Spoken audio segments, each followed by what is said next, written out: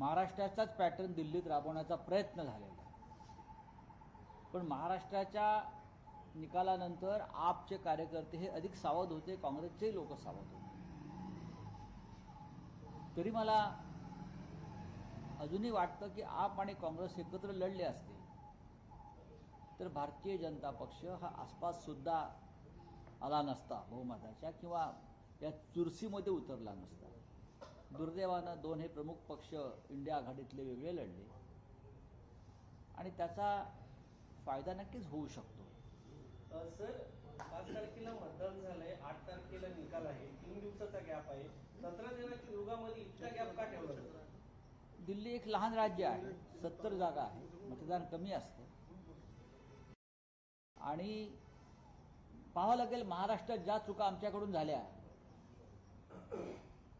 19 strong रूममध्ये EVM ठेवलेले आहेत, या स्ट्रॉंग रूममध्येच घोटाळा होतो।